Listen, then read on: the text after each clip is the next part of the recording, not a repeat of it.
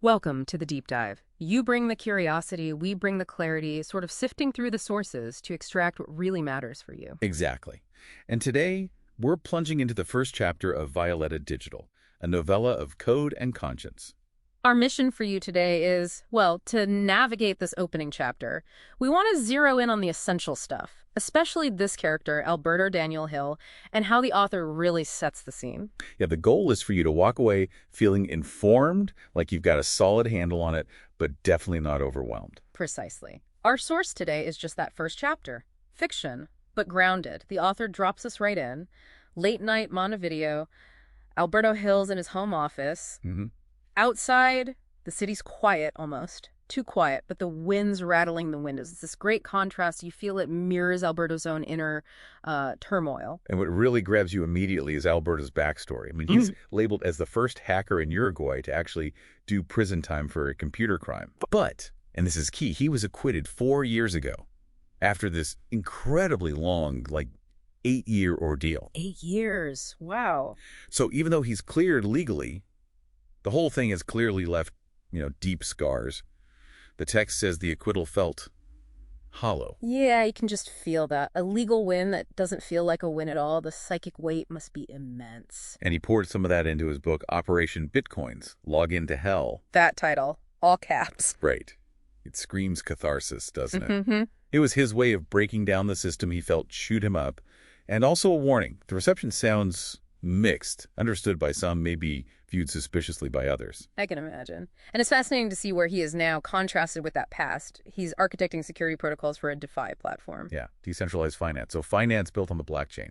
It's cutting-edge stuff. So after being accused of, manipulating digital systems, he's now building their security. That speaks volumes about his journey. It really does. And it wasn't like a slow drift back either.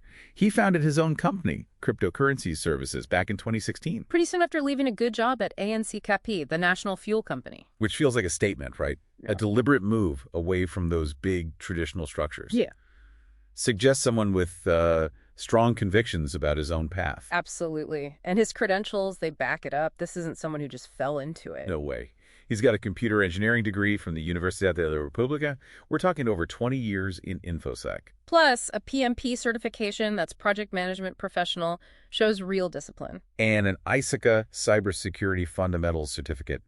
And get this, platinum membership in ISAC. ISACA, the big IT governance and security organization. The very same. There's a definite irony there, isn't there? Given his history as, an accused hacker. It's like the establishment kind of embracing the very person they once condemned. It shows how perceptions can change. Definitely. And he's not just collecting certificates. He writes prolifically. Yeah. Hawken 9, Digital Forensics Magazine, Cointelegraph. Covering cybersecurity, crypto. He's right in the thick of it. And he's got more books coming out. NFTs, non-fungible tokens, and advanced pen testing. So he's deeply embedded and respected in the field now. And there are these side projects, too, like the hashtag Hacker13327 NFT Club. Yeah, for hackers and cybersecurity pros. That 1337, it's lead speak for elite, right? Exactly. It's like a signal, a nod to that specific online culture. If you know, you know. And his personal motto seems important, too. Human knowledge belongs to the world. You see that reflected in his public talks, his podcast Cyber Midnight Club, where he plays the sort of professor/digital detective tackling tricky subjects. This is right back to that shadow hanging over him, the accusation of hacking that private medical record system. And his side of the story is crucial here. He claims he just found a major security flaw during an assessment. Standard procedure, right? Documented it, tried to report it ethically. But instead of getting a thank you, he got framed. The clinic panicked about their reputation. The police maybe didn't quite grasp the tech side. And boom, he's the bad guy. It's a story you hear sometimes, unfortunately. Good intentions meeting a system that isn't ready or willing to understand. And that detail about the USB stick. Ah, man. What was that again? University lecture notes and some standard open source tools. But Inspector Vargas apparently called them complex hacking algorithms. Seriously, that just shows the level of misunderstanding he was up against. It feels fundamentally unjust. You can sense his frustration simmering under the surface, and the memories of prison are described so vividly, damp concrete, stale smoke, the taste of fear. Even trying to explain blockchain to a cellmate who stole cars. It just highlights the absurdity and his isolation. And Operation Bitcoins came directly out of that feeling of helplessness, mostly written longhand in prison. A real indictment, then, of the legal system, the police, how society just didn't get his world. The text even notes the word sad appears 22 times. That tells you something about the emotional core of it. It shows how writing can be a response to trauma, a critique. So now, fast forward, he's focused on rebuilding cryptocurrency services. Started with a loan from his dad. Right. The SAS probably refers to the company type, like a simplified joint stock company. Very common structure. Humble beginnings, it sounds like. Working from his kitchen, drinking mate. Yeah, first clients were local Uruguayan fintech startups. It seems his reputation grew organically. Based on his actual skills solving problems, building secure systems, and being able to explain really complex stuff clearly.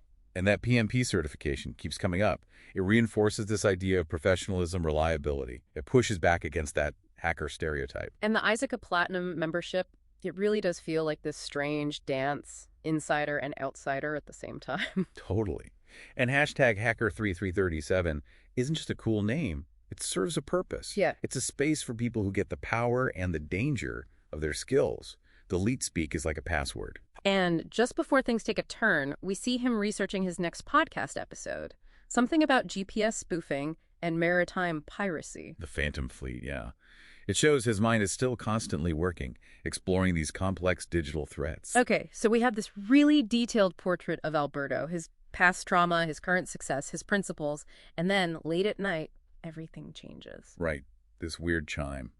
From a part of his server setup that's rarely used, heavily firewalled, just having that suggests he expects or needs very secure off-grid communication sometimes. And he's instantly alert. He knows this isn't some random notification. The connection itself is super suspicious. Routed through multiple continents, custom encryption, maybe military grade.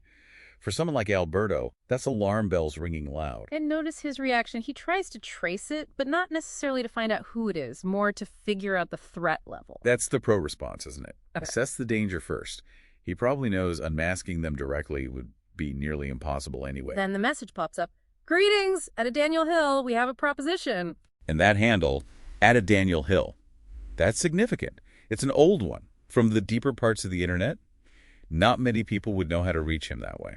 So this isn't random spam. Definitely not. Wow. It's targeted. Very targeted. His reply is cautious, as you'd expect. Who is this? The response comes back almost instantly. A friend, or perhaps a fellow traveler. We go by Violeta. So much ambiguity there.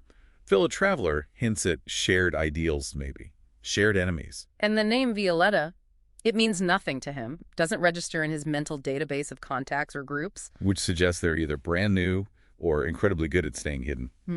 His next question is smart. Travelers go where?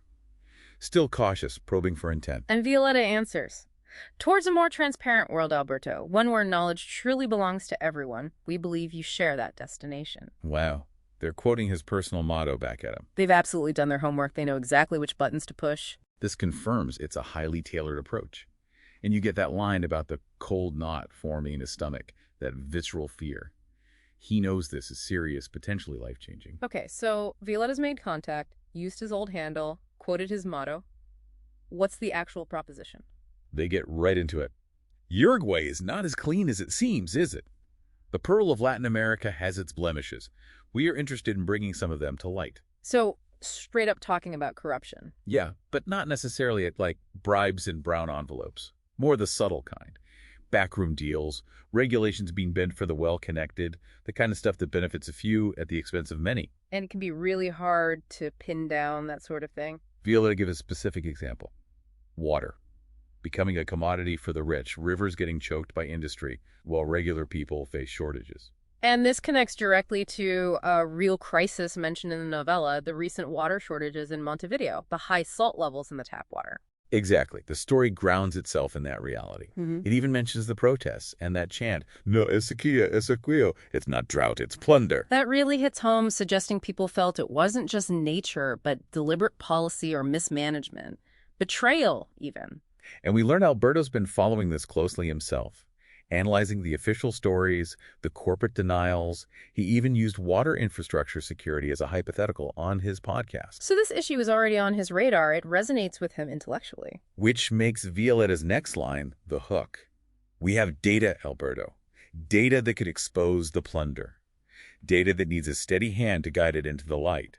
Your hand, perhaps. Data, that word just hangs there. What kind, where from, and why him? And this immediately throws Alberto into conflict. All that past trauma screams, run, don't get involved, protect the life you rebuilt. Yeah. But his own experience of injustice, that deep-seated sense that things aren't right, it makes him reluctantly open.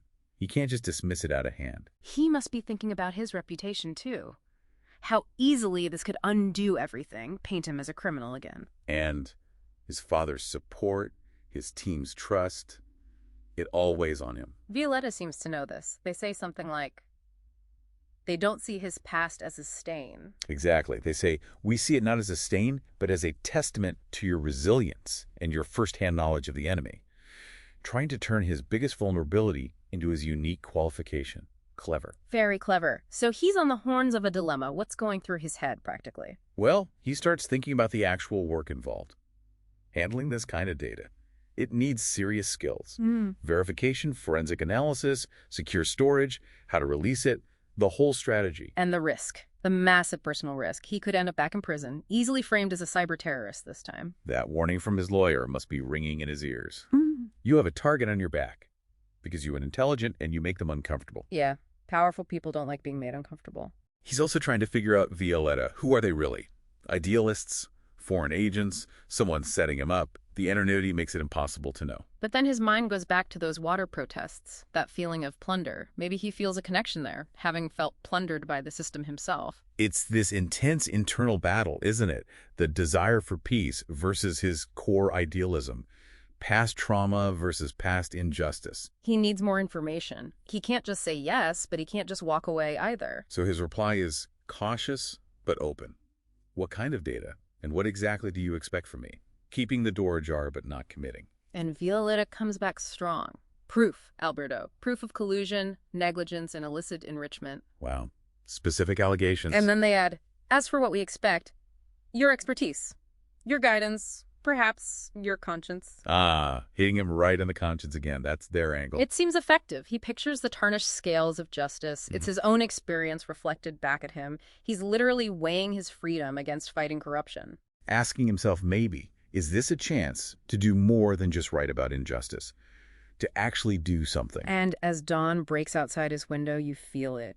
A new chapter is starting, and it feels dangerous. Yeah, the final moments of the chapter are packed with meaning. He thinks about the name Violeta. What could it signify? Protests, human rights, feminism? Is it a clue or a red herring? He tries a quick search, nothing. On Violeta, on their encryption methods, 0. They are ghosts. Which highlights their skill, their operational security. They know what they're doing. And then he remembers something an old political prisoner told him about the fights you fight, even if you know you might lose. The most important fights are the ones you know you might not win, but you fight anyway.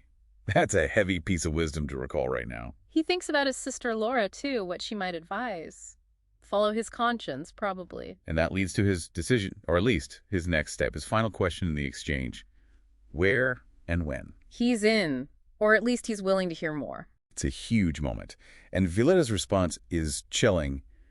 Details to follow. Secure your comms. Burn this channel after receipt. Welcome to the flame, Alberto. Welcome to the flame. Oof. For a guy who just escaped one fire? That sounds ominous. Final, almost. Absolutely. It lands heavily. And his actions are immediate. Copy the routing data. Start the secure wipe. Professional instincts kicking right back in. He knows the stakes. He looks out the window. Montevideo looks peaceful, but now he knows, or suspects, what lies beneath. That hidden corruption, the discontent Violeta mentioned. And the ghost of his past isn't just haunting him anymore. It feels present, active. A warning, yes, but also maybe a temptation to use his skills for something big. His quiet, rebuild life, it's over. A dangerous new phase has just begun. So let's quickly recap this deep dive for you. We've met Alberto Hill, a brilliant cybersecurity mind, but deeply marked by a wrongful conviction. He's painstakingly rebuilt his life and career. And now, out of the blue, this anonymous group, Violeta, contacts him. They offer him data, proof of serious corruption tied to Uruguay's water crisis. They appeal directly to his skills, his past experiences, and crucially, his conscience. It forces him into this intense internal conflict. You should have a clear picture now of this complex setup. You can feel the weight on Alberto's personal safety, his reputation, his family's peace, all balanced against this chance to fight a major injustice. Yeah, the stage is set for a really compelling story. And that leaves us with a final thought for you to consider. Put yourself in Alberto's position. What would you do? How do you weigh those immense personal risks against the potential for real positive change? What responsibility, if any, do people with specialized skills like Alberto's tech skills have when they encounter evidence of serious wrongdoing? Think about the power of technology and individual conscience in potentially holding powerful interests accountable. Something to chew on. Thanks for joining us for this deep dive.